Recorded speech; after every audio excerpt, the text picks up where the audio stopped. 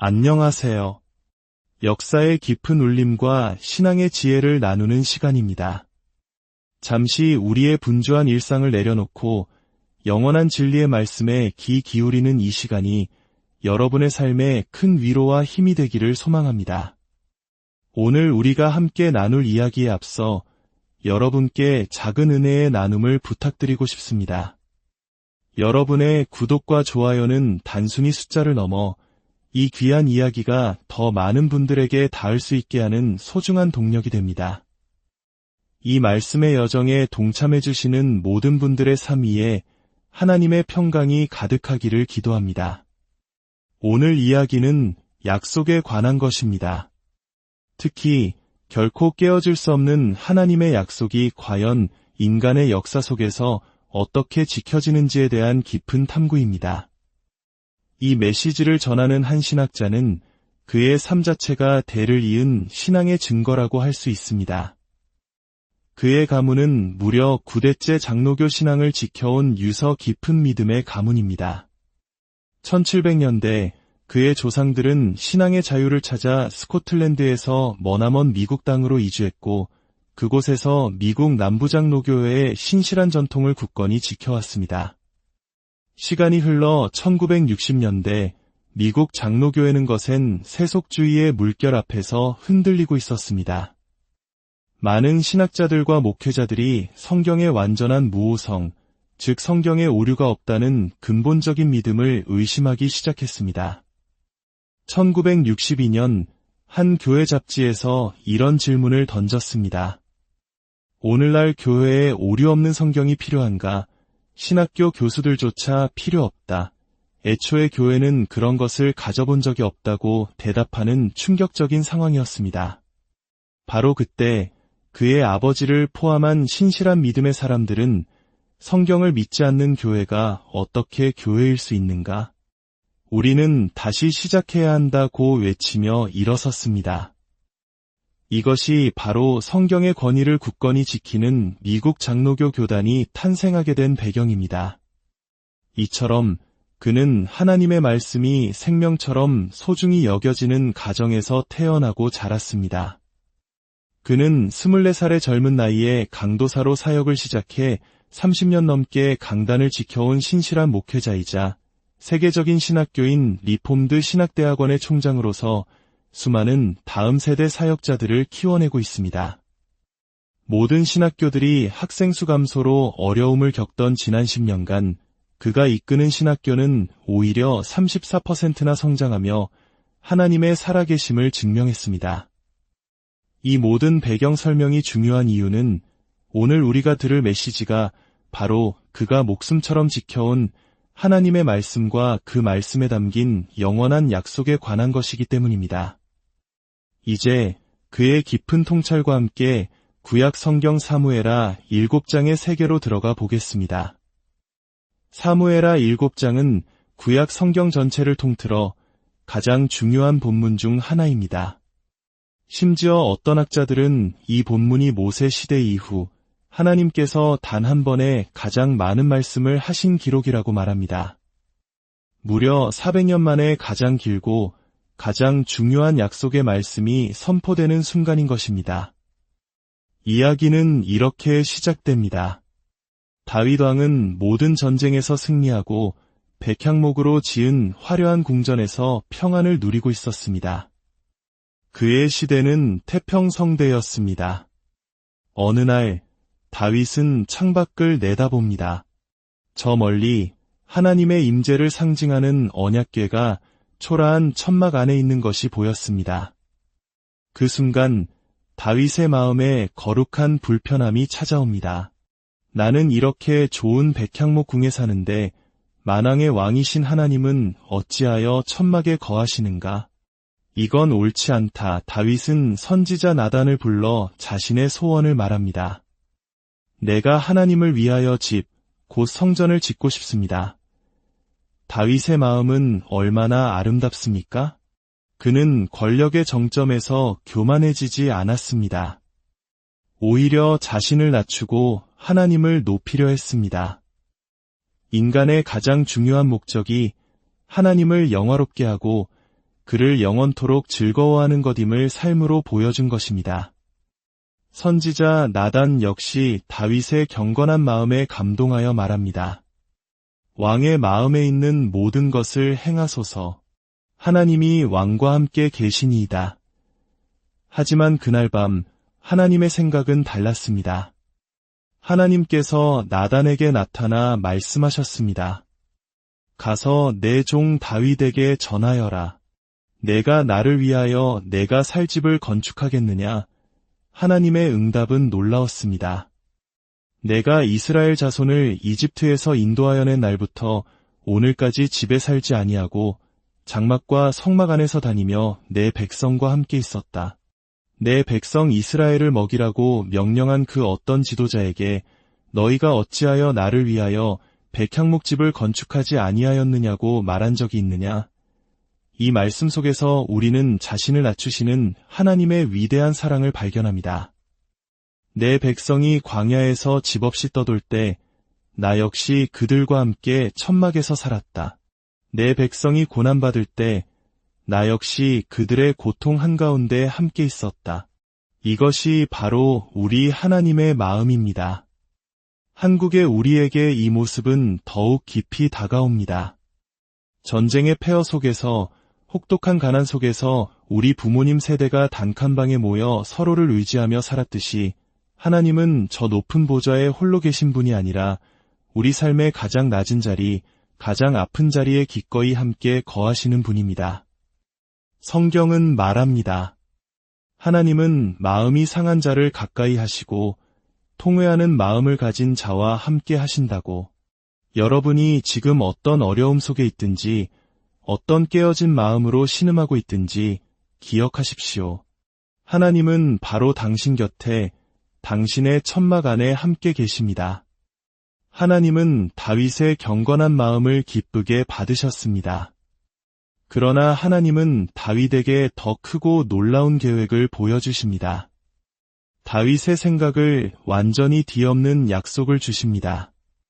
다윗, 내가 나를 위해 집을 짓는 것이 아니다. 내가 너를 위하여 집을 세울 것이다. 여기서 하나님이 말씀하신 집은 건물이 아닙니다. 그것은 바로 왕조, 가문을 의미합니다. 하나님은 다윗에게 이렇게 약속하십니다. 첫째, 내가 내 백성 이스라엘을 위하여 한 곳을 정하여 그들을 심으리니 그들이 다시는 옮겨 다니지 아니하고 악한 무리에게 고통받지 않을 것이다.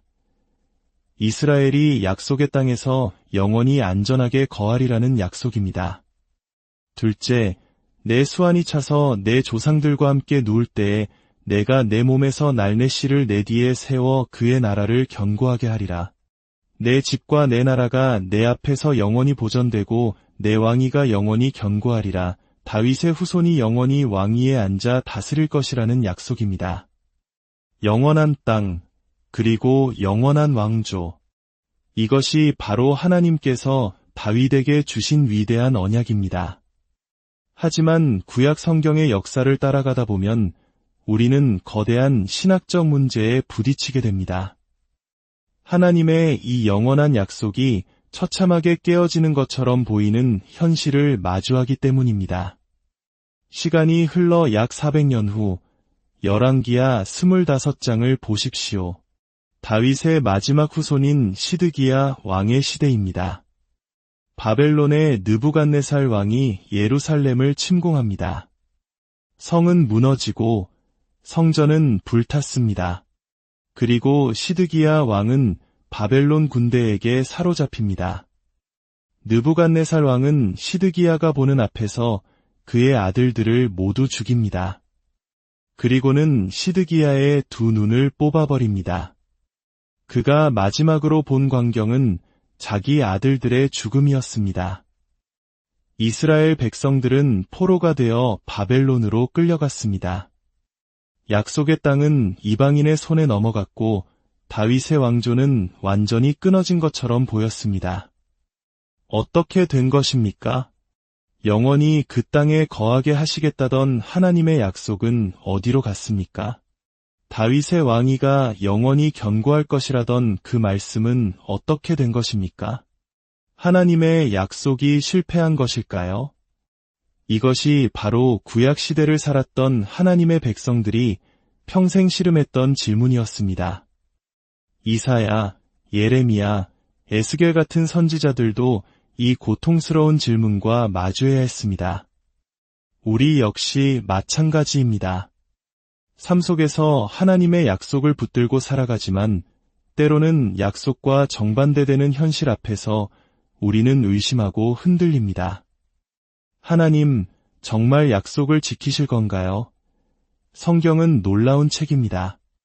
성경은 우리의 가장 깊은 질문에 대해 침묵하지 않고 반드시 대답을 줍니다. 수백 년의 침묵이 흐른 뒤 신약 성경의 첫 장, 첫 구절이 바로 위대한 질문에 대한 하나님의 대답을 선포합니다. 마태복음 1장 1절입니다. 아브라함과 다윗의 자손 예수 그리스도의 계보라. 마태는 복음서를 시작하며 가장 먼저 선포합니다. 보라, 다윗의 자손이 오셨다. 하나님이 약속하신 바로 그 왕이 오셨다. 하나님의 약속은 실패한 것이 아니었습니다. 취소된 것도 아니었습니다. 그 약속은 바로 이 한 사람, 예수 그리스도 안에서 성취되기 위해 기다리고 있었던 것입니다. 마태복음은 계속해서 이것을 증명합니다. 동방에서 온 박사들을 보십시오. 그들은 유대인도 아니었고 이방인 점성술사들이었습니다.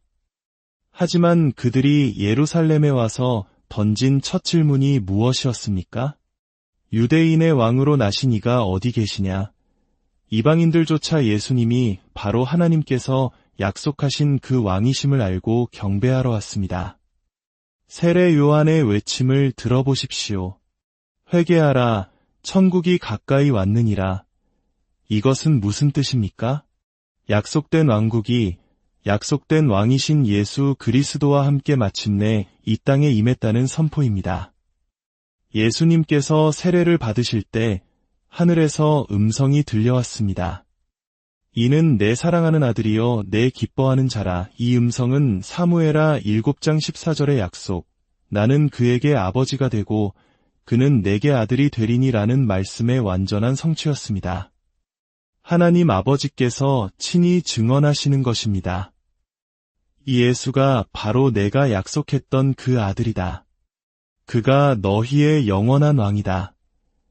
그렇습니다. 사무엘하 7장의 모든 약속은 오직 예수 그리스도를 통해서만, 그리고 예수 그리스도 안에서만 온전히 이루어질 수 있는 것이었습니다. 이것이 오늘 우리에게 주는 교훈은 무엇일까요?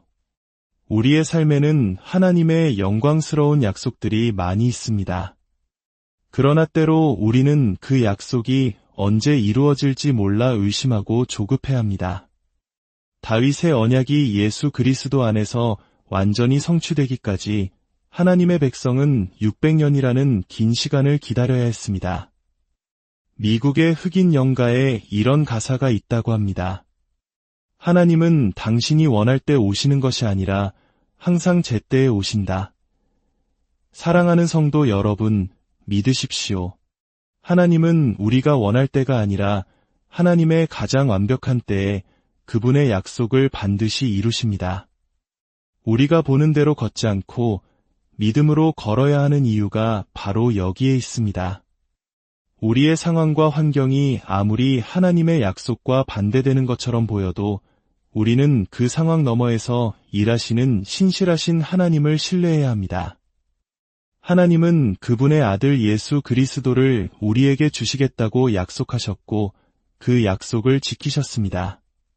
그 아들 안에서 우리를 구원하시고 거룩하게 하시며 자녀 삼아주시고 용서하시고 그분의 영광을 위해 사용하시겠다고 약속하셨습니다. 여러분이 구원을 위해 예수님을 믿는 것처럼 여러분의 삶을 향한 하나님의 모든 선한 약속들도 반드시 이루실 것을 믿으십시오. 다윗은 하나님을 위해 좋은 것을 해드리고 싶었습니다. 그러나 오히려 하나님께서 다윗에게 상상할 수 없이 더 좋은 것을 주셨습니다. 우리가 하나님을 위해 무언가를 할 때 하나님은 언제나 우리가 드리는 것보다 비교할 수 없이 크고 놀라운 축복으로 갚아주시는 분입니다. 여러분의 삶이 때로 광야의 천막처럼 느껴질 때, 약속이 너무나 멀게만 보일 때 기억하십시오. 우리의 영원한 왕이신 예수 그리스도께서 이미 승리하셨습니다. 그분은 지금도 우리와 함께 하시며 우리를 그분의 영원한 나라로 인도하고 계십니다. 하나님의 말씀을 신뢰하십시오. 그분의 약속을 굳게 붙드십시오. 왜냐하면 우리 하나님은 약속을 반드시 지키시는 분이기 때문입니다. 함께 기도하겠습니다. 하나님 아버지, 다윗에게 주셨던 그 놀라운 약속을 감사드립니다. 그리고 그 모든 약속을 아들 예수 그리스도 안에서 온전히 이루어 주심을 더욱 감사드립니다. 우리의 삶이 때로 흔들리고 의심에 빠질 때가 있음을 고백합니다. 눈에 보이는 현실이 아니라 영원하고 변치 않는 하나님의 약속의 말씀을 붙들게 하여 주시옵소서. 우리 각자의 삶 가운데 주신 모든 선한 약속들이 하나님의 가장 완벽한 때에 가장 아름다운 모습으로 이루어질 것을 믿고 기대하며 나아가게 하옵소서. 우리의 영원한 왕이신 예수 그리스도의 이름으로 기도드립니다.